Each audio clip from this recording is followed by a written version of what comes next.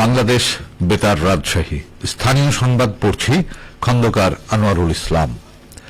হাম নিয়ন্ত্রণে সারা দেশের মতো প্রথম পর্যায়ে রাজশাহী বিভাগের 10টি উপজেলায় শুরু হয়েছে হামের টিকাদান কর্মসূচি। এই কার্যক্রমের আওতায় 6 থেকে 59 মাস বয়সী শিশুদের হামের টিকা দেয়া হচ্ছে। সকাল 9টায় রাজশাহীর গোদাগাড়ী উপজেলার মাটিকাটা কমিউনিটি ক্লিনিকে এই টিকাদান কার্যক্রমের উদ্বোধন করেন রাজশাহী জেলা প্রশাসক কাজী শহীদুল ইসলাম।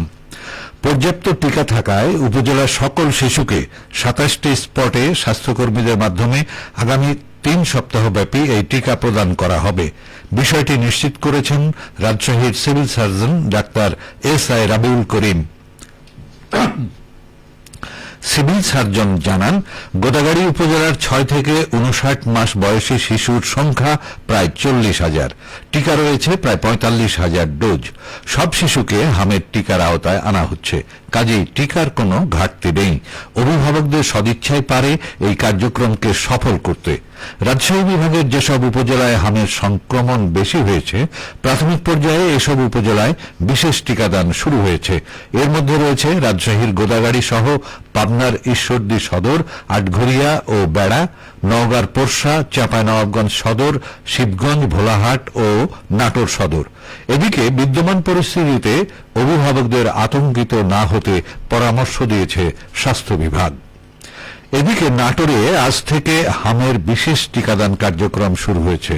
সকাল 9:30টায় শহরের বঙ্গজল এলাকায় রানী ব্রজসুন্দরী উপস্বাস্থ্য কেন্দ্রে টিকাদান কার্যক্রমের উদ্বোধন করেন জেলা প্রশাসক আসমা শাহীন। এ সময় জেলা প্রশাসক বলেন, প্রত্যেক শিশু আমাদের কাছে সমান গুরুত্বপূর্ণ। সকল শিশুকে হামের টিকা সহ সকল টিকার আওতায় নিয়ে এসে তাদের জন্য সুরক্ষিত বলয় তৈরি করতে চাই। এই লক্ষ্যে স্বাস্থ্য বিভাগের সাথে প্রশাসন সমন্বিতভাবে কাজ করে যাবে। ভারপ্রাপ্ত সিভিল সার্জন জানান, নাটোর পৌরসভা সহ সদর উপজেলার 7টি ইউনিয়নে মোট 48,414 জন শিশুকে হামের টিকা প্রদান করা হবে। 6 মাস থেকে 59 মাস বয়সী শিশুদের জন্মসনদ সাথে নিয়ে টিকাদান কেন্দ্রে আসতে হবে। জন্ম নিবন্ধন না থাকলে পিতা বা মাতার জাতীয় পরিচয়পত্রের ফটোকপি সাথে নিয়ে আসার অনুরোধ জানিয়েছেন ভারপ্রাপ্ত সিভিল সার্জন। অন্যদিকে সারা দেশের ন্যায় পাবনার 4টি উপজেলায় শিশুদের হাম রুবেলার জরুরি টিকাদান শুরু হয়েছে।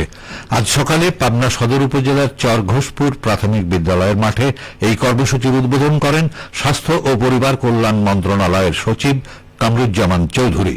এ সময় civil surgeon doctor Abul Kalam Azad, Pabna general হাসপাতালের সহকারী পরিচালক ডাক্তার রফিকুল হাসান সহ সংশ্লিষ্টরা উপস্থিত ছিলেন। শিশুদের অগ্রাধিকার ভিত্তিতে পাবনার উচ্চ ঝুঁকির 4টি উপজেলায় টিকাদান ক্যাম্পেইন চলছে।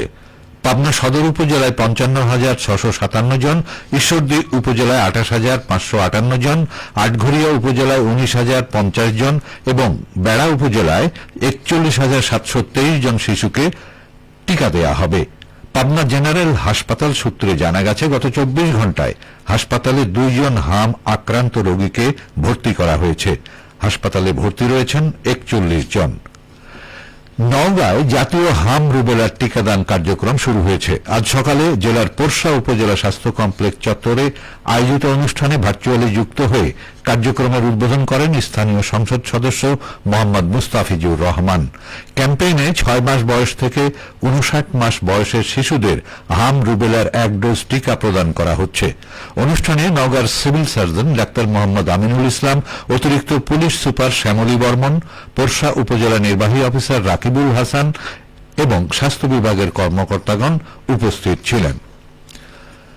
রাজশাহী প্রকৌশল ও প্রযুক্তি বিশ্ববিদ্যালয়ে খাবারের মূল্য, গুণগত মান ও সংশ্লিষ্ট বিভিন্ন সমস্যা সমাধানে এক জরুরি সভা অনুষ্ঠিত হয়েছে।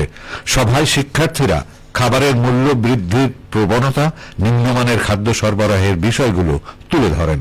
তারা প্রশাসনের কঠোর তদারকি ও স্বাস্থ্যসম্মত খাদ্য পরিবেশন নিশ্চিতকরণের দাবি জানান। খেলার খবর, ক্রিকেট।